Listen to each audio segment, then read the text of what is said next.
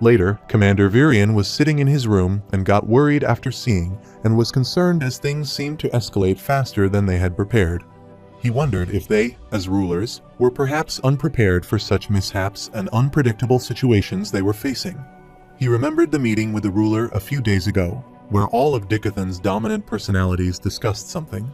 King Blaine was frustrated and asked Professor Gideon if he was sure about that. Gideon affirmed that it was just what he said, but the part about the ship belonging to the Alacrians was merely speculation on his part. However, he was sure the ship they had just encountered was not the Dickatheus he had built. Queen tried to calm down the King of Sapin and asked the professor how he was sure about this. Gideon explained that the Dickatheus was something he took pride in, and he wanted people to know that it was his creation. So he placed markers as a signature throughout the base of the ship, but there were none of these markings on the ship. In fact, the frame was constructed entirely of a different material, which made King Blaine furious, and he slammed the table.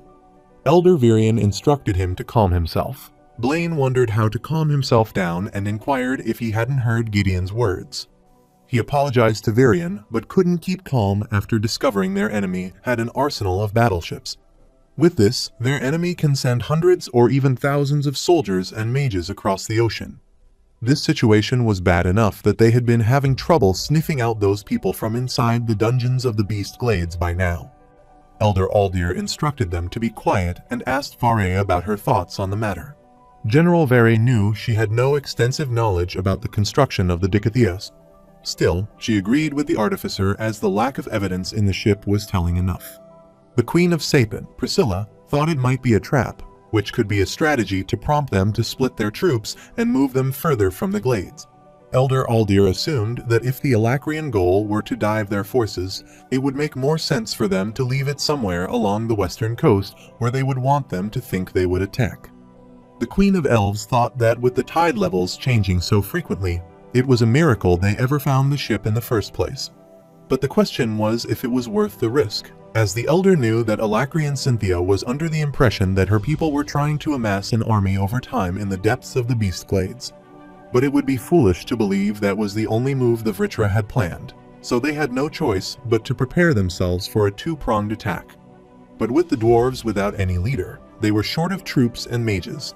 Blaine requested that Muriel and Alduin allow Priscilla and him to join them on their next visit to Darv, as they needed to fortify the city along the western coast. Commander Virion agreed with Blaine as he was right. They will need the dwarfs' help if they are going to win this war. Presently, Virion never thought that Alacria had access to transport their soldier by sea all this time and that Tesha had gotten onto one of their ships. He can't even be upset that Varel allowed Tesha to come along and was surprised it took Tessa that long to leave the castle. Soon, someone knocked at the door and he permitted her to come in. Tesha came in as Vare told her that her grandfather Virion had summoned her. Virion affirmed and explained that he wanted to show her something, then played a video that shocked her. All of the soldiers were brutally assaulted and killed by their enemies without having any mercy on them.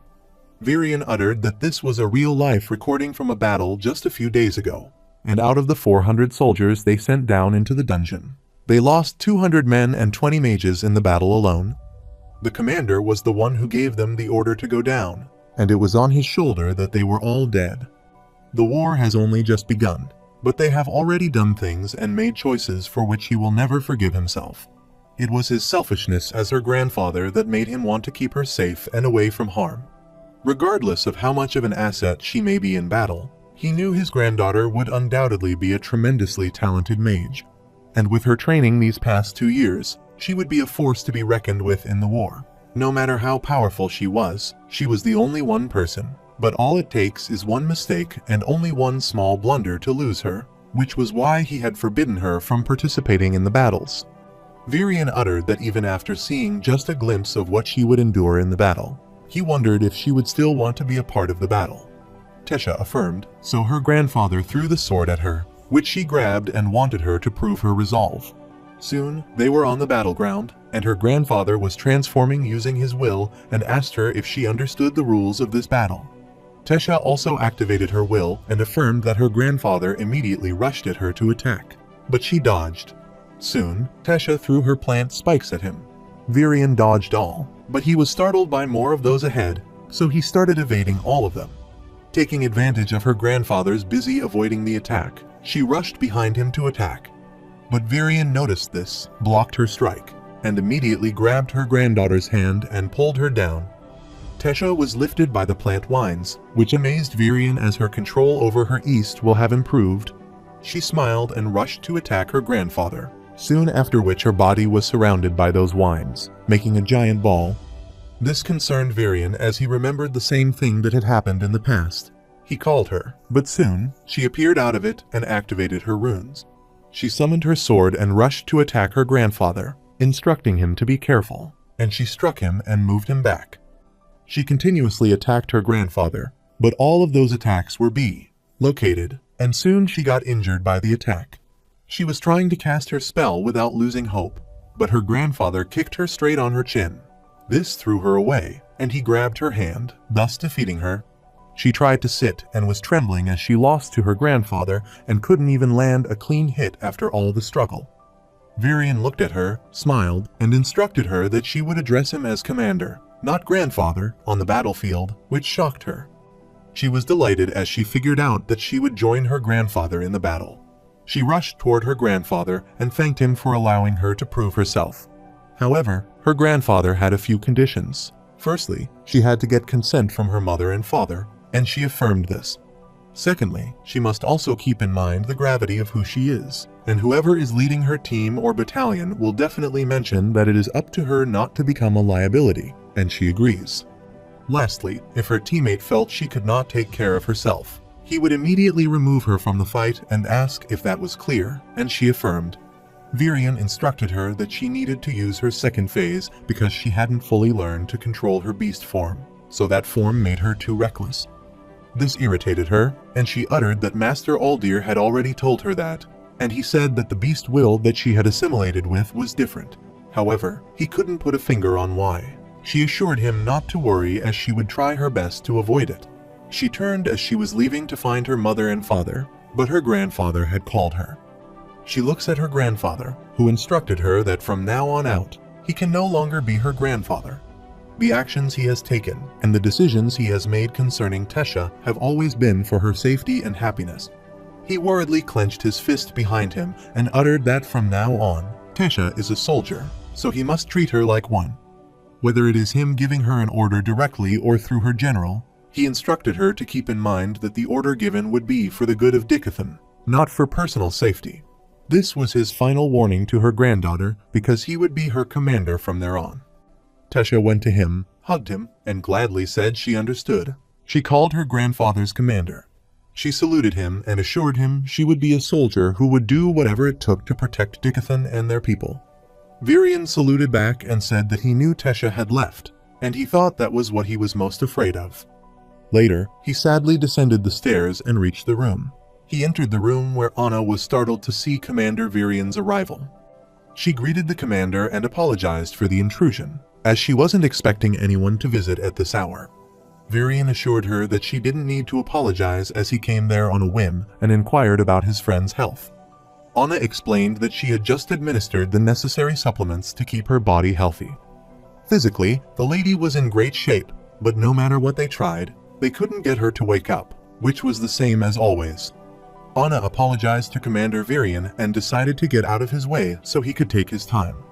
Varian sat on the chair and was gloomy about meeting his old friend, Cynthia, who had gone to slumber. He was unsure if she knew this, but the Alacrian army was capable of building steamships and was most likely using them to transport tens of thousands of soldiers to their shores. But he was sure she didn't know as they were already there when they began construction on the Dicathios. He decided to forget about this as he came there because he got some news for her that she wouldn't believe. He permitted Tesha to start fighting in real battles and was sure she would be pretty surprised by his decision. He rambled about how he told his granddaughter that he would treat her like a soldier, but as a granddaughter, what a load of crap. He leans forward and is afraid, although he knows how much she wants to make a difference and have a part in the fight, and he knows how stubborn Tess is. So he decided that since Tess would probably participate in this war regardless, it should at least be under his supervision. Still, it was hard for him to do all this as he stepped down as king because he wanted to avoid doing what he was doing right now, And what he was doing now was on a much bigger scale. He has an asura making sure that he is fit, emotionally, mentally, and physically, to lead this war, while all the lances and guild leaders are at his beck and call. Varian wondered if it was pathetic of him to want nothing more than to sit in his garden watching his granddaughter grow up peacefully. He asked what sort of cruel joke it was to send his granddaughter to battle. He knew that Alduin, Muriel, Blaine, and Priscilla were all doing what they could to help. In the end, they turned to him for order now that Lord Aldir has pronounced him the only fit leader of the Tri-Union's joint military forces. He told Sintai that he had already outlived his life and didn't want to live longer than his children and grandchildren, and he didn't think he could take it. He grabbed her hand and realized that he had never apologized to Cynthia even once. He had a feeling something was wrong, but he didn't know that Lord Aldir hadn't entirely removed the curse on her. He sensed that Cynthia knew she might be if she revealed information about Alakria and Vritra, but still, he didn't stop her. For a chance to gain the higher ground in this war, he allowed her to succumb to the state, which was why he would never forgive himself for that, as he shouldn't have let it come this far. He remembered their past and uttered that it was not after all they had been through together. There might be people who shun her for being a spy, but he would never believe that, and he chose to stand up against his people to help her. Thus, making that choice makes her stronger than anyone else there. The true war was going to start soon, so he informed her that he wouldn't be able to come down there for a while. But he promised that after this war was over, he would do whatever it took to wake her back up. Until then, he wanted her to rest well. Later, Tesha was raiding a dungeon with her teammates, and she instructed Darvis to switch positions with Stannard. The man named Darvis laughed and requested the leader to be careful because if she died on them, then her grandfather would murder them all. Tess generated the vines from the ground that wrapped around the monster and pulled it. Then, she rushed to attack the beast. She requested him to spout nonsense and asked if they wanted her to count all the times she had saved them. Karya also punched a monster and instructed Darvis not to start the battle he couldn't win. After some time, the army of monsters ambushed them, and they asked Stannard if he found the pack leader yet, as these gorillas just kept coming out of nowhere. Stannard was setting his target on them and uttered that they had not yet. Karya suggested to the leader that she thinks they should fall back as there were too many of them for their team to handle. Tess agreed with her as she was right. This was supposed to be a scouting excursion, not a full-blown assault, so she instructed all of them to fall back. They all started running away from those gorillas, and Darvis attacked one of the monsters on his way. He thought that wand wavers were lucky as they sat behind the lines and fired off spells while they gossiped with each other. This pissed off Stannard as this was clearly degrading. Tess instructed him to go all out as she was going to hold them down. He understood his task and instructed Darvis and Karya to get out of the way, after which Tess Ivy's prison tried to bind those monsters down to make way for them. Taking advantage of the situation, Stannard filled the bullet in his gun and fired at those monsters, thus causing a propulsion blast. This led to a massive explosion, which concerned Tess, and Darvis assumed that Stannard had minced up another new spell. Stannard affirmed and stretched his arm as the recoil was a bit painful. Karya remarked that this was why she kept telling him he should train more with her. Stannard made a strange face and replied that he was telling her there was no way he would train with her, who is a compact package of savagery, and they all started laughing. Tess instructed them to save the banter and keep going because the fire wouldn't hold them for too long. They affirmed, and Darvis raised his arm in excitement as it was time for another supper. Stannard affirmed and was irritated as he couldn't wait for another dinner with the same old much the cooks kept calling food. Darvis came near Tess and asked if there was any chance their leader, whom they loved and appreciated so much and who also happens to be a princess, could hook her precious teammates up with some real food. Tess sighed as that was gross. Then Karya pushed Darvis, calling him Slimeball Backsea and sticking to Tess, and uttered that if he wanted to beg for favors, then he should be better off covering his face while he did so. Darvis called her Shorty and instructed her not to hate him because he was handsome. This made Karya furious as she was not short but petite and was also cute. She stuck to Tess, making an adorable face. She asked if she was right. Darvis pointed toward Stannard and uttered that he was a petite who could pass for a 10-year-old. On the other hand, she was short and barbaric. This irritated Stannard, and he wondered why they always included him in their squabbles. Tesha requested them to be quiet as they were all in a dungeon covered in blood, sweat, and grime, and none of them were particularly easy to look at right now. Soon, they returned to their base, and Tess thought a nice shower would help, so she knocked on the entrance. The man looked outside, and after confirming their identity, he opened the door. Tess and her team entered the base where all the soldiers were gathered, and she instructed her teammates to wash up. After showering, she came out and saw her teammates already there. Darvis was trying to ignite the woods, and the other two were making fun. Tess recalled how, in the past, they were all strangers and was delighted to see this as they had come quite a long way in just 3 months. All of a sudden, Tesha was called by someone, and when she looked back, she was glad to see Helen and quickly hugged her. She was so happy to see them and introduced Helen, Durden, Jasmine, Adam, and Angela of Twin Horns to her teammates. Tess was shocked. Darvis rushed toward Angela, grabbed her hand, and was pleased to meet her. He introduced himself as Darvis, the fourth and most handsome son of the distinguished House Clairol. Karya was also shocked and remarked that as well as the laziest, most spoiled, and most arrogant son. But arrogant for a good reason, as Darvis was a talented prodigy in mana control and had the reflexes to match. Helen looked at Karya and asked if she might be a Ride, which startled her, and she wondered how Helen knew about this. Helen explained that, seeing as the Ride family has served the Clairol family for generations and the fact that the mana control around her body was impeccable, she gathered this much. Ride family was known for their unique gauntless technique, while the Clairols were known as the axemanship. This included Karya, whose parents had failed to produce any son, with Darvis being kicked out of the house and into battle by his father as soon as he reached the solid yellow core stage, and Kara, who had basically been exiled after being raised as a son her whole life by her traditional parents. The two of them made quite a pair. Despite his crass personality, Darvis only cared about 2 things: flirting with women and watching out for his childhood friend Karya. Karya was just as headstrong as Darvis and maybe more. But she was also bright and optimistic despite her harsh upbringing and the glue that is holding this team together. Karya pulled Darvis's ear after seeing him flirting and pulling him back. He asked if they could not always resort to violence. Jasmine remarked that they were like Arthur and Tesha, which embarrassed Tess, and they all started laughing at seeing her swollen face. When Durden approached him, Stannard was laughing in the corner on seeing the fight between Karya and Darvis.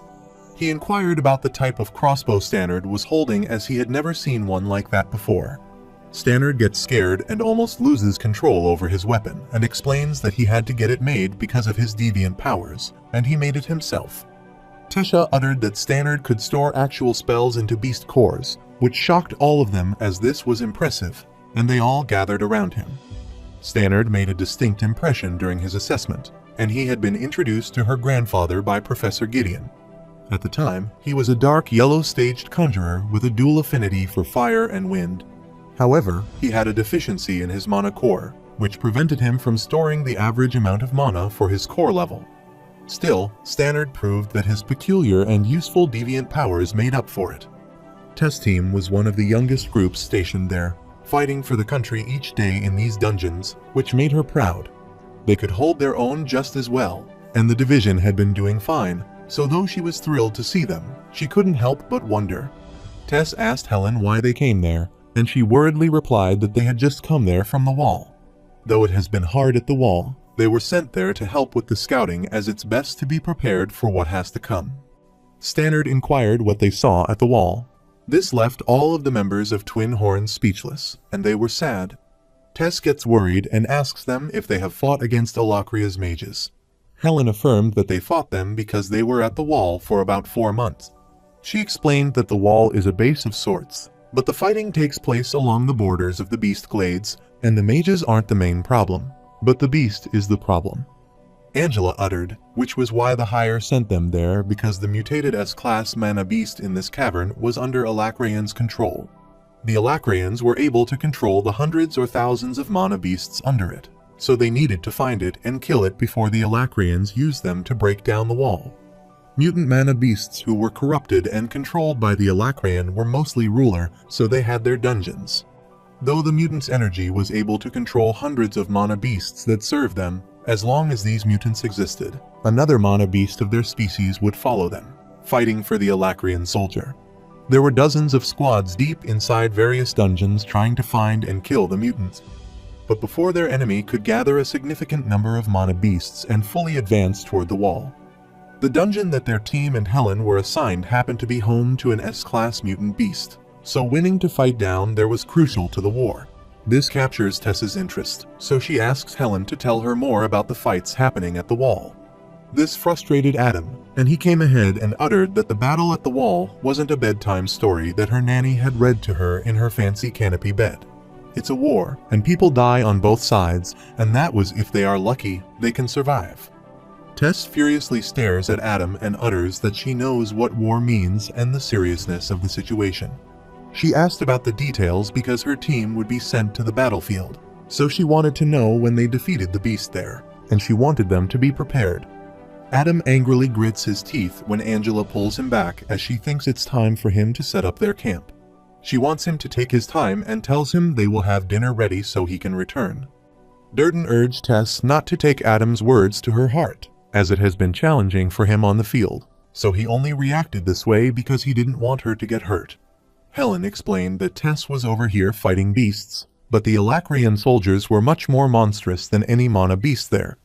At least the creatures they battle there to fight for survival on instincts as they fight to kill and to some extent, and that's merciful. This concerned Stannard, and he wondered what he meant by this. Jasmine explained that it's the most essential thing in a war, and both sides are trying to get information from each other.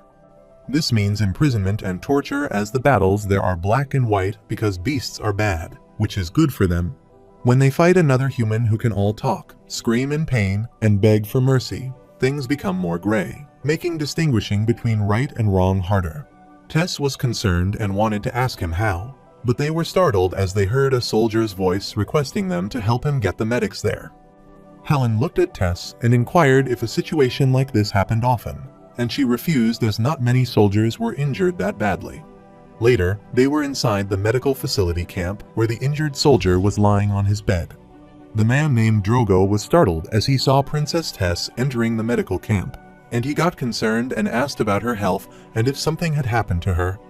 Drogo was startled as he saw Helen with the princess. She waved at him and was glad to see him after a long time, so she assumed she should call him leader.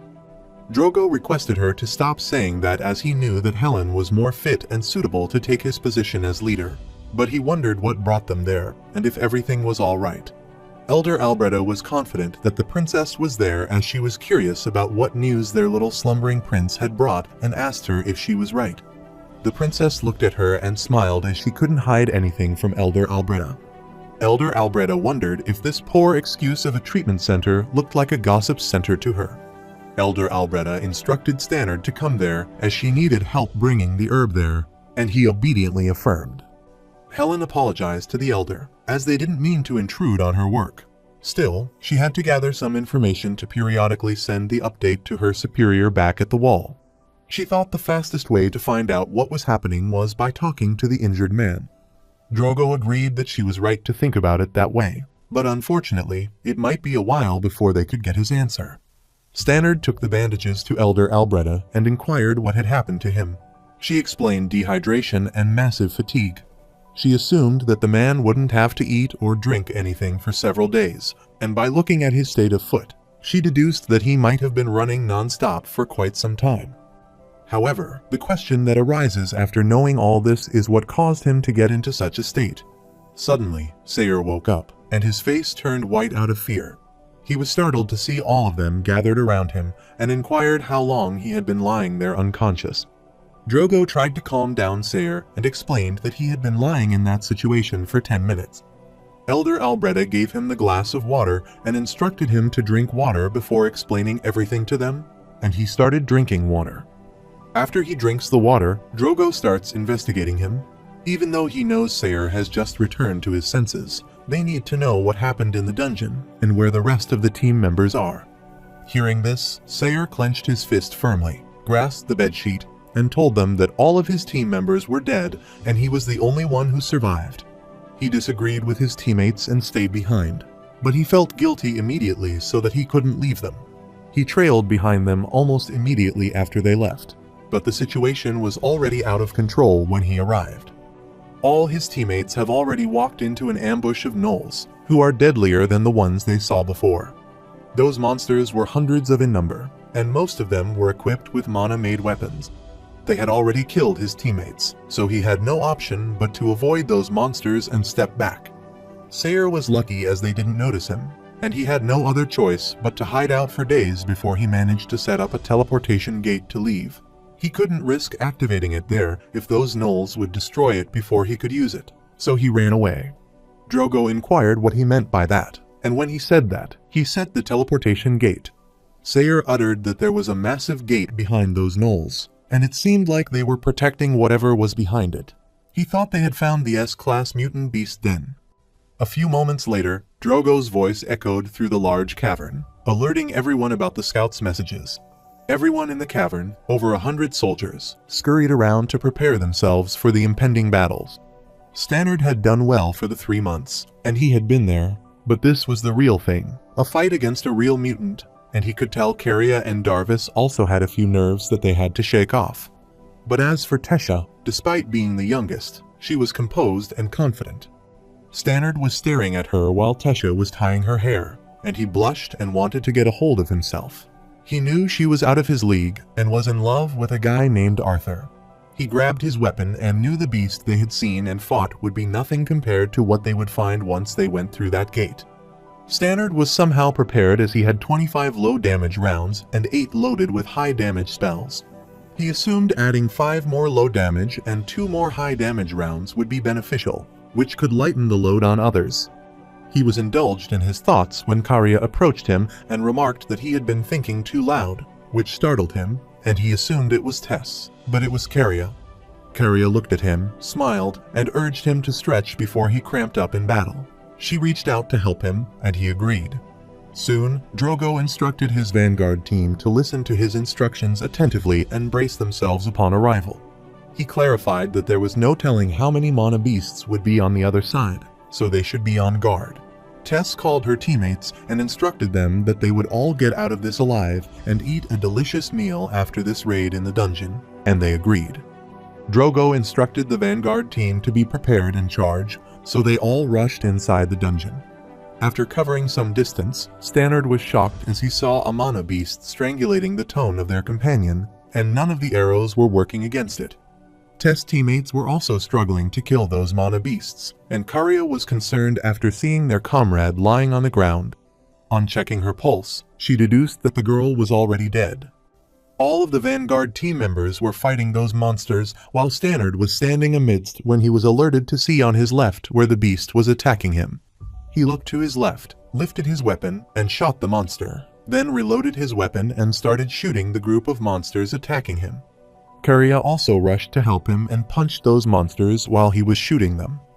Darvis looked at him and remarked that it was about time he made himself useful, but Stannard wanted him to stop spouting nonsense. The group of monsters ambushed Caria, so he asked for some help, and Darvis and Stannard immediately helped her subdue those monsters. Most of the monsters were killed by them, and the remaining ones were bonded by the ivy vines that appeared from the ground and tangled around them. Taking advantage of their immobility, Tess rushed at them, beheaded all those monsters in a single strike, and instructed Darvis to start mobbing them. Darvis immediately created a boundary around them, and the conjurer used crossfire. They made a wall around all those monsters, thus separating them from all the remaining injured and alive soldiers. Then, according to the leader's instruction, a fire tornado was created around those monsters, engulfing most of them. The remaining few rushed to attack them, and the warrior tried to protect themselves with their shield. Tess, Darvis, and Caria were attacking those who left with other group members when the leader instructed them to clear the war and let them be. On the leader's instruction, other mages attacked the monster with different attributes, and Drogo instructed them to make their way for Stannard. Stannard aimed at them, creating a massive magical bullet whose recoil effects threw him back.